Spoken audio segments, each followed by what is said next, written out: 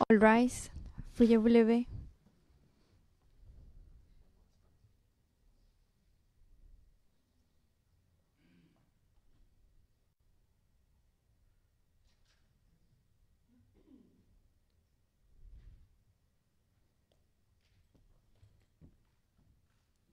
Please be seated. Veuillez vous asseoir.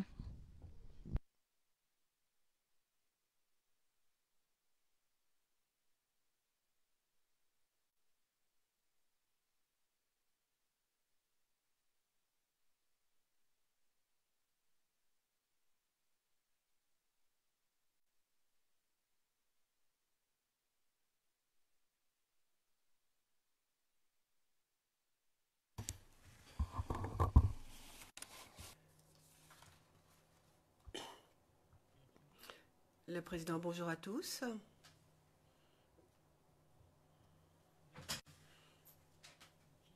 Je vais donner lecture de la décision orale de la Chambre sur la demande du procureur au titre de l'article 81 3 c i du statut de Rome, aux fins de maintenir messieurs Gbagbo et Blé Goudé en détention en attendant leur appel. D'après cette disposition, le fait d'ordonner le maintien en détention d'un acquitté ne peut se faire que lorsque il y a des circonstances exceptionnelles concernant au moins les facteurs suivants. Un risque concret d'évasion,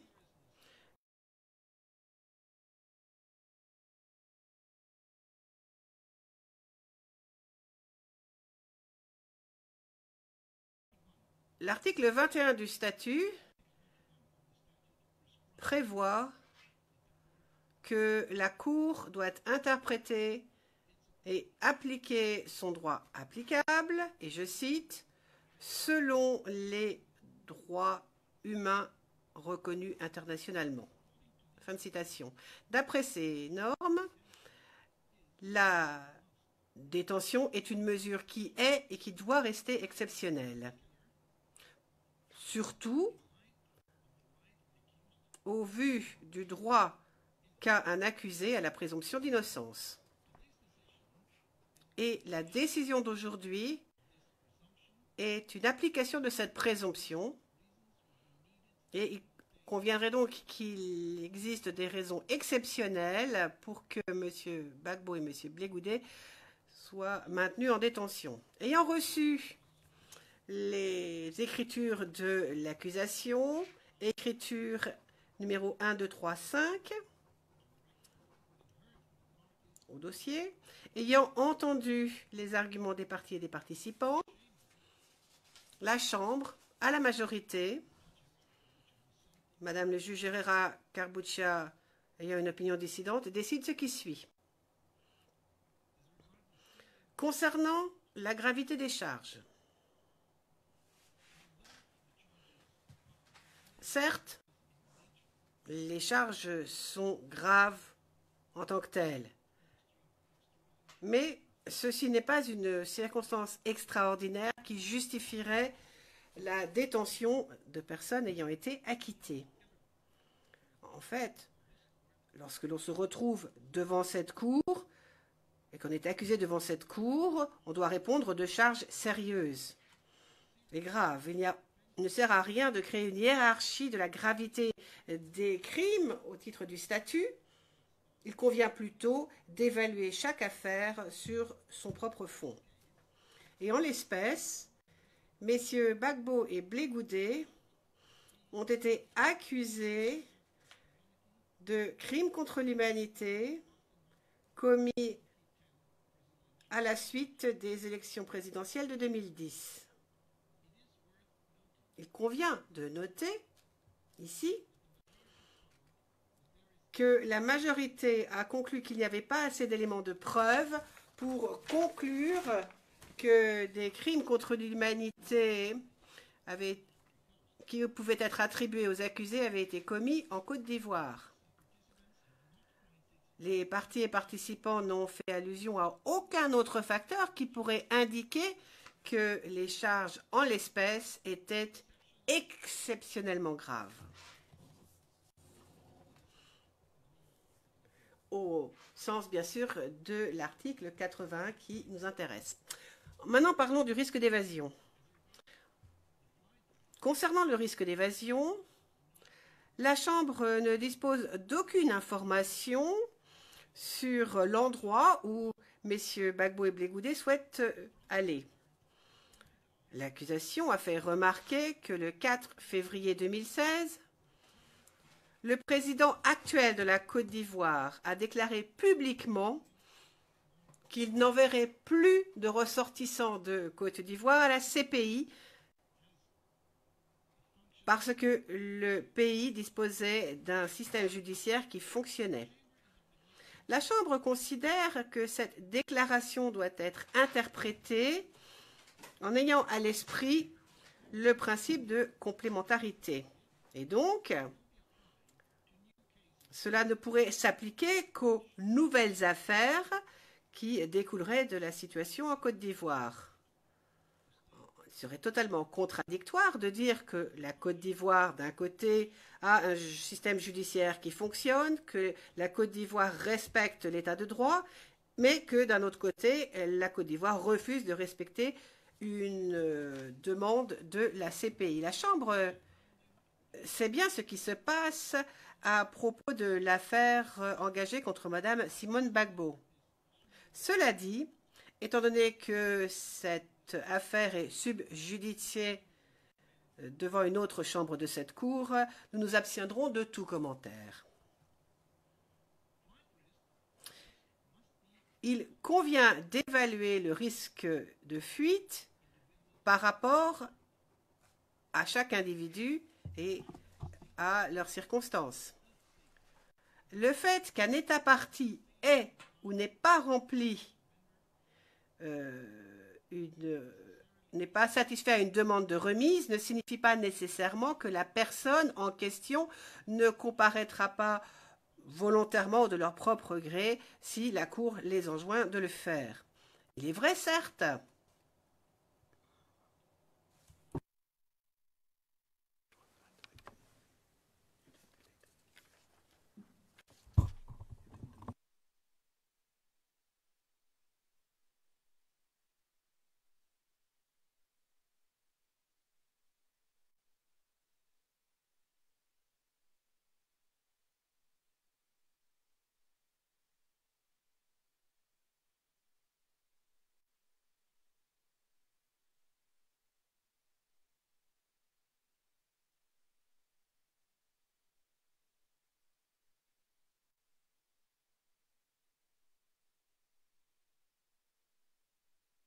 The chamber notes la Chambre remarque que M. Gbagbo et M. Blé Goudé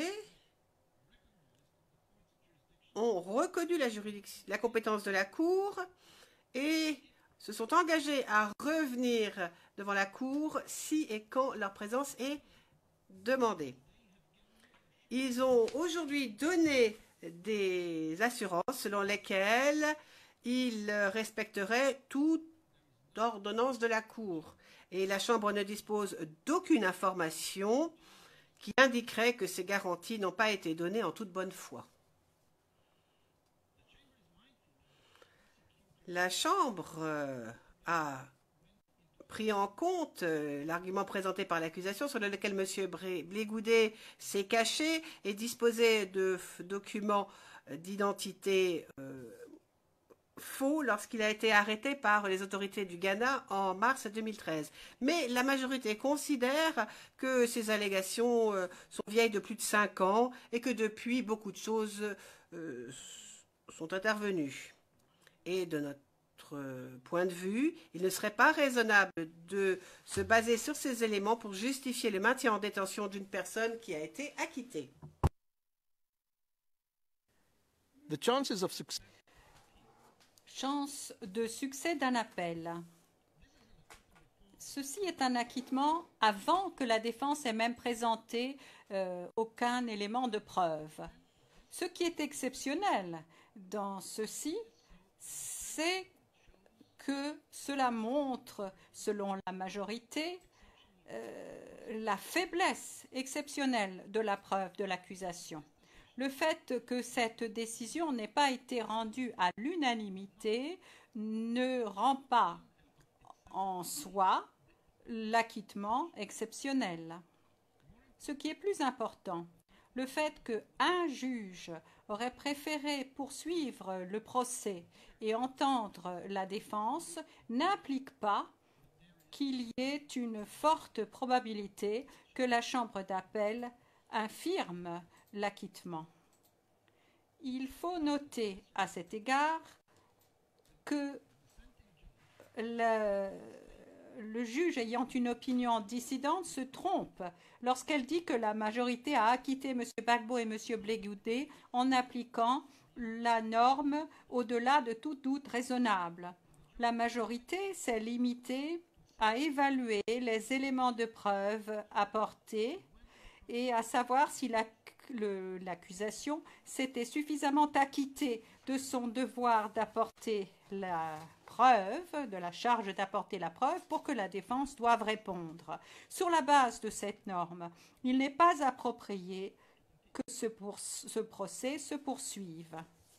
Nous rejetons également vigoureusement la suggestion faite au paragraphe 47 de l'opinion dissidente de la juge Herrera que la majorité avait le devoir d'examiner la pertinence, la valeur probante et le préjudice potentiel de chaque élément de preuve aux fins de cette décision. Ceci ne s'applique que dans le contexte de décision de recevabilité lorsque la Chambre prend une décision en application de l'article 74. Ce n'est pas pertinent aujourd'hui, étant donné les directives données par la Chambre aux parties et aux participants, selon lesquelles, aux fins de cette procédure, tous les éléments de preuve devaient être pris en considération. La majorité estime que la juge Herrera Carbucha s'est livrée à un examen superficiel, prima facie, des éléments apportés et qu'elle estime que, après cet examen superficiel, que celle-ci laisse la possibilité ouverte qu'une chambre de première instance raisonnable prononce une condamnation. Il ne s'ensuit cependant pas que considérer les preuves comme suffisantes à ce stade débouche nécessairement sur une condamnation. Il convient de noter que la norme adoptée par le juge Herrera Carbucha laisse ouverte la possibilité d'aller au-delà d'une évaluation simplement superficielle. Ceci peut se faire dans des cas exceptionnels, comme en la présente affaire, lorsque la crédibilité et la fiabilité des éléments de preuve sont remises en cause gravement et lorsque le procureur estime que la culpabilité est fondée en tout ou en partie sur des déductions discutables. Dans ces affaires, il n'est pas approprié pour que le procès se poursuive sur la base ténue d'une telle évaluation superficielle. Quoi qu'il en soit, nous ne voyons pas comment effectuer une analyse plus approfondie des éléments pourrait augmenter la probabilité que l'acquittement de M. Gbagbo et de M. Blegude soit finalement infirmé en appel.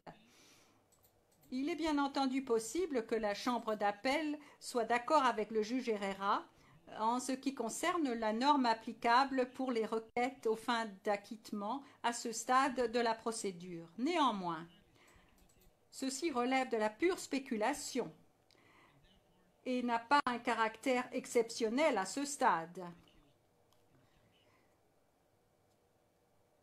Ceci ne saurait en aucun cas servir de base pour maintenir l'accusé en détention. Autres indicateurs de circonstances exceptionnelles. La Chambre n'a pas été en mesure d'identifier un quelconque autre facteur qui pourrait d'une autre manière indiquer l'existence de circonstances exceptionnelles. Plus spécifiquement, la Chambre, à la majorité, n'est pas convaincue que le prononcé d'une décision avec une motivation détaillée qui suivrait ou le caractère nouveau de l'approche suivie par la Chambre ou par la majorité de la Chambre constitue en soi une circonstance exceptionnelle. La Chambre comprend les préoccupations des victimes. En même temps, ceci n'influence pas la décision de la Chambre qui est limitée par les normes visées au statut de Rome. Requête en suspension pour la décision présente. La Chambre à la majorité considère que c'est à la Chambre d'appel qu'incombe la responsabilité d'examiner des requêtes concernant la suspension en attendant qu'un appel potentiel soit présenté à cette décision. La Chambre à la majorité considère également que le temps qu'il faudra pour prendre les mesures nécessaires au plan logistique, organisationnel et diplomatique devrait donner au procureur suffisamment de temps pour présenter la requête pertinente devant la Chambre d'appel. Pour toutes ces raisons, à la majorité, la Chambre, avec l'opinion dissidente de la juge Carbuccia, rejette la requête présentée par le procureur de maintenir M. Gbagbo et M. Blegoudé en détention et demande au greffe d'obtenir les assurances nécessaires auprès de M. Gbagbo et de M. Blegoudé et de leurs conseils principaux respectifs pour garantir le retour de M. Gbagbo et ou M. Blegoudé si et au moment où leur présence au siège de la Cour serait requise, comme nous l'avons dit ce matin. Le juge Herrera Carbuccia considère que, à la lumière des circonstances particulières de la détention, les accusés devraient demeurer en détention en application de l'article 81.3c petit i du statut de Rome.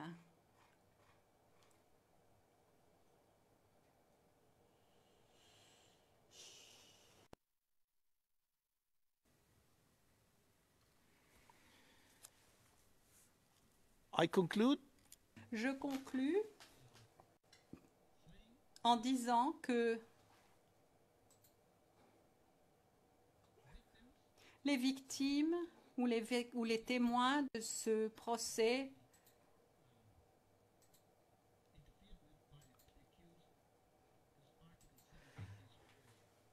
ne doivent pas faire l'objet d'interférences de la part de l'accusé. En effet, l'article 70 continue de s'appliquer.